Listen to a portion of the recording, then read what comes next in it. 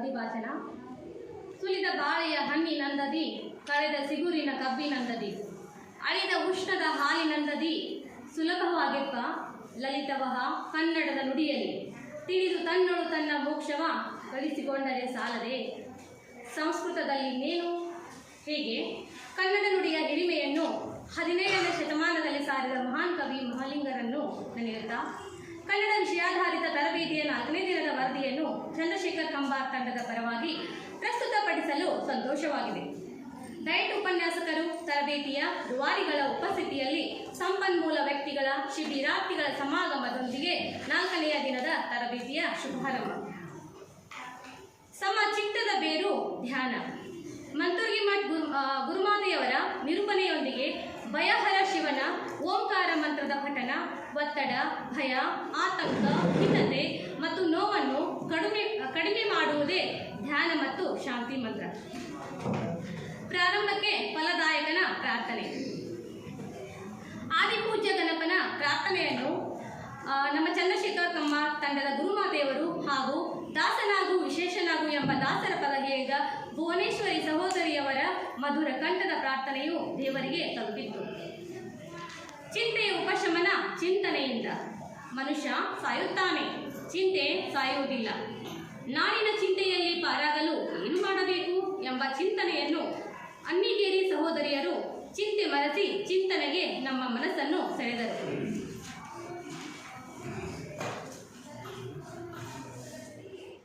ಭೂತಕಾಲದ ಕೈಗನ್ನಡಿಗೆ ವರದಿ. 4ನೇ ತಂಡದಿಂದ ಶ್ರೀ ಗುರುಬಸವ ಸರ್ ಅವರು ತಮ್ಮ ಬಾಲ್ಯದ ಸತ್ಯದ ಅರಿವಿನೊಂದಿಗೆ ಪ್ರಸ್ತುತ ಪರಿಸ್ಥಿತಿಯಲ್ಲಿ ಸತ್ಯದ ಜೀವಂತಿಕೆ ಹೇಗಿದೆ ಎಂಬ ಅನುಭವಗಳೊಂದಿಗೆ 3ನೇ ದಿನದ ವರದಿಯನ್ನು ಸಮಗ್ರವಾಗಿ ಮಂಡಿಸಿದರು.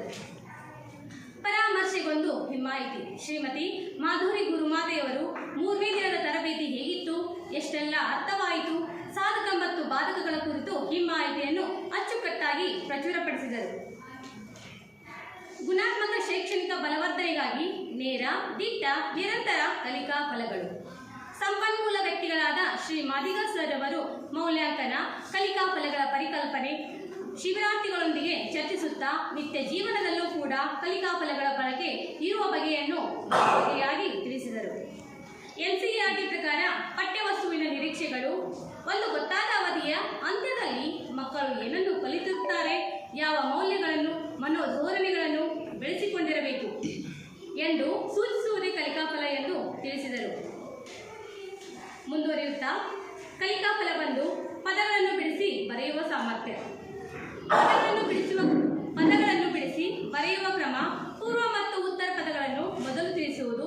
ಪೂರ್ವ ಪದದಲ್ಲಿ ಹೆಚ್ಚಾಗಿ ನಾಮಪದಗಳು, ಉತ್ತರ ಪದದಲ್ಲಿ ಒಂದೇ ಅಕ್ಷರದಿಂದ ಪ್ರಾರಂಭವಾಗುವ ಪದಗಳು, ಕತಪಗಳು, ಗದಬ ಅಕ್ಷರಗಳು, ಕಚಟತಪಗಳಿಗೆ ಗಜಡದಬ ಅಕ್ಷರಗಳು ಆದೇಶವಾಗುವ ಪದಗಳು ಮಕ್ಕಳಿಗೆ ತಿಳಿಯುವ ಮಾರ್ಗದಲ್ಲಿ ಹೇಳಿಕೊಡಬೇಕೆಂದು ಉದಾಹರಣೆಗಳ ಸಹಿತ ಮಾದಿಗ ಸರ್ ಅವರು ಸ್ಪಷ್ಟಪಡಿಸಿದರು.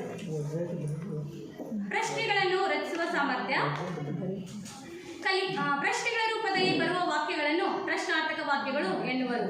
ಉದಾಹರಣೆಗೆ ಯಾರು, ಎಲ್ಲಿ, ಹೇಗೆ, ಏಕೆ ಮುಂತಾದ ಪ್ರಶ್ನಾರ್ಥಕ ಪದಗಳನ್ನು ಬಳಕೆ ಮಾಡಿ ಹೇಳಿಕೆಗಳಿಗೆ ಪ್ರಶ್ನೆಗಳನ್ನು ರಚಿಸಲು ನಾವು ಮಕ್ಕಳಿಗೆ ಹೇಗೆ ರೂಢಿ ಮಾಡಿಕೊಡಬೇಕು ಎಂಬುದನ್ನು ಹೇಳಿದರು.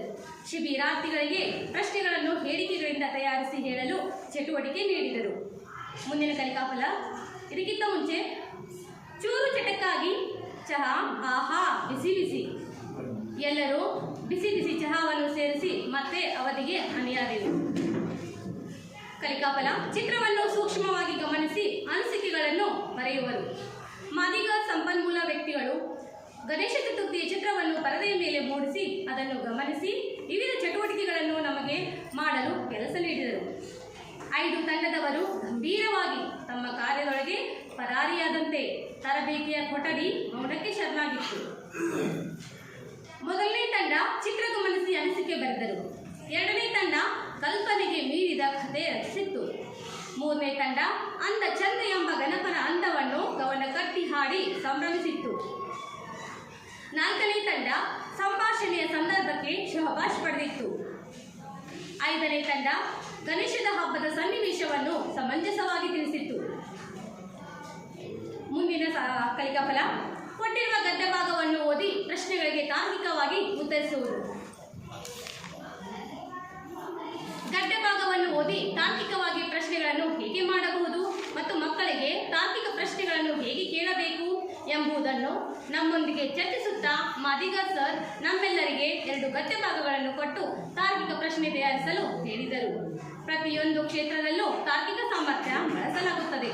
ವ್ಯಕ್ತಿಯ ಹಿನ್ನೆಲೆ, ಅನುಭವ, ಭಾವನೆಗಳು, ಜ್ಞಾನ ಇತ್ಯಾದಿ ತಾರ್ಕಿಕ ಸಾಮರ್ಥ್ಯದಲ್ಲಿ ಪ್ರಮುಖ ಪಾತ್ರ ವಹಿಸುತ್ತದೆ ಎಂದು ಅರ್ಥೈಸಿದರು.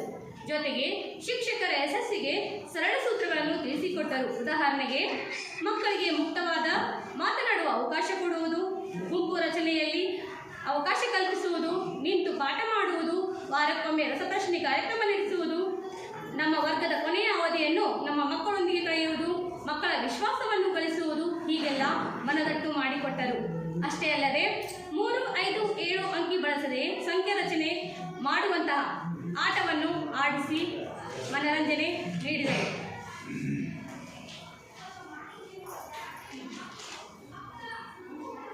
ಮುಂದಿನ ಕೈಕಾಫಲ, ಗಾದೆಗಳು ವೇದಗಳಿಗೆ ಸಮ. ಶ್ರೀಮತಿ ಪಾಟೀಲ್ ಮೇಡಮ್ ರವರು ಗಾದೆ ಮಾತುಗಳ ವಿಸ್ತರಣೆ ಕಲಿಕಾಫಲ ಆಧರಿಸಿ ಮಕ್ಕಳಿಗೆ ನಾವು ಗಾದೆ ಮಾತುಗಳನ್ನು ಹೇಗೆ ಕಲಿಸಬಹುದು ಎಂದು ಚರ್ಚೆ ಮಾಡಿದರು. ಪೀಠಿಕೆ, ವಿವರಣೆ, ಉಪಸಂಹಾರ ಹಂತಗಳ ಮೂಲಕ ಮಕ್ಕಳಿಗೆ ಗಾದೆ ಮಾತು ವಿಸ್ತರಿಸಿ ಬರೆಯಲು ಕಲಿಸಿದಾಗ ಮಕ್ಕಳಿಗೆ ಪರೀಕ್ಷೆಯಲ್ಲಿ ಪೂರ್ಣಾಂಕಗಳು ಎಟುಕಲು ಸಾಧ್ಯವೆಂದು ಹೇಳಿ ಪ್ರತಿಯೊಬ್ಬ ಶಿಬಿರಾರ್ಥಿಯು ಹಾವಭಾವ, ಸಂಜ್ಞೆ, ಮುಖಾಭಿನಯ, ಚಿತ್ರ ಬರೆಯುವ ಮೂಲಕ ಗಾದೆ ಮಾತುಗಳನ್ನು ಅನ್ವೇಷಿಸುವ ಚಟುವಟಿಕೆಯಲ್ಲಿ ತೊಡಗಿಸಿದರು. ಉದಾಹರಣೆಗೆ, ಹಾಗಲಕಾಯಿಗೆ ಬೇವಿನಕಾಯಿ ಸಾಕ್ಷಿ, ಬಿತ್ತಿದಂತೆ ಬೆಳೆ ಮುಂತಾದವು. ಉದರಕ್ಕೆ ಊಟದ ಸ್ವಾಗತ. ಕಾಯಿಸಿದಾಗ ಕಾತುರ ಹೆಚ್ಚು, ಕಾಯಿಸಿ ಸತಾಯಿಸಿ ಸ್ವಲ್ಪ ತಡವಾಗಿ ಬಂದ ಅಯ್ಯಪ್ಪ ಸ್ವಾಮಿಗಳು ಸ್ಮಾರ್ಟ್ ವರ್ಕರ್. ಕಾರಿನಲ್ಲಿರುವ ರುಚಿ ರುಚಿಯಾದ ಭಕ್ಷ್ಯ ಹೊರಗೆ ಜೋಡಿಸಿದರು. ಕಟಕ್ ರೊಟ್ಟಿ, ಶೇಂಗಾ ಚಟ್ನಿ, ಬಟಾಟಿ ಪಲ್ಯ, ಚನ್ನಂಗಿ ಪಲ್ಯ, ಮೊಸರು, ಅನ್ನ ಸಾಂಬಾರ್. ನಾಲಿಗೆ ಚಪ್ಪರಿಸಲು ಉಪ್ಪಿನಕಾಯಿ, ರುಚಿಗೆ ಉಪ್ಪು.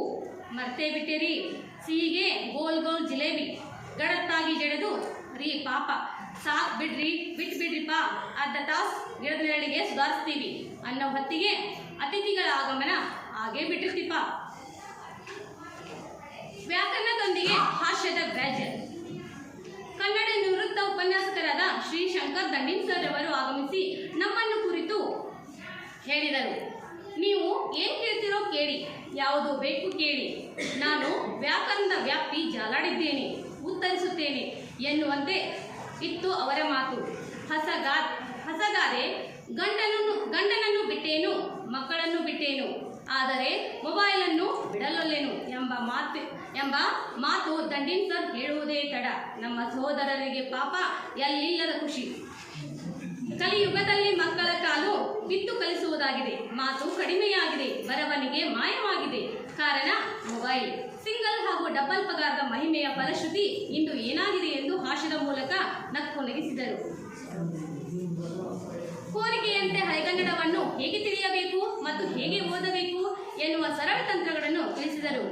ಳ, ರ, ಳಿ, ರಿ, ಳೆ, ರೇ ಹೀಗೆ ಇವುಗಳನ್ನು ಹೇಗೆ ಬರೆಯಬೇಕು ಮತ್ತು ಹೇಗೆ ಓದಬೇಕು ಎಂಬುದನ್ನು ಹೇಳಿದರು. ಹೇಗೆ ಬಿಡಿಸಬೇಕು ಎಂಬುದನ್ನು ತಿಳಿಸಿದರು. ಕೆಮ್ಮನೆ ಮೀಸೆ ಹೊತ್ತನೆ ಅಂದರೆ ಸುಮ್ಮನೆ ಮೀಸೆ ಹೊತ್ತನೆ ಎಂಬುದು ಇದರ ಅರ್ಥ. ದ್ರೋಣಾಚಾರ್ಯ ಹಾಗೂ ಅವರ ಮಗ ಅಶ್ವತ್ಥಾಮರ ಮಾತುಗಳ ಸಂದರ್ಭ ತಿಳಿಸುವ ಮೂಲಕ ನಾವು ಮಕ್ಕಳಿಗೆ ಪಾಠ ಹೇಳುವ ಮುಂಚೆ ಹಿನ್ನೆಲೆ ಹೇಳಬೇಕು ಎಂದು ಒಳ್ಳೆಯ ವಿಷಯ ಅರ್ಥೈಸಿದರು. ಹಳೆಗನ್ನಡ ಪದಗಳನ್ನು ಬಿಡಿಸಿ ಓದುವ ಮತ್ತು ಬರೆಯುವ ರೀತಿ ತಿಳಿಸಿದರು. ನಗುವಿನ ಮೂಲಕ ನಮ್ಯವಾಗಿ ಹಳೆಗನ್ನಡದ ಕೆಲವು ಸಂಗತಿಗಳನ್ನು ಬಿಚ್ಚಿಟ್ಟರು.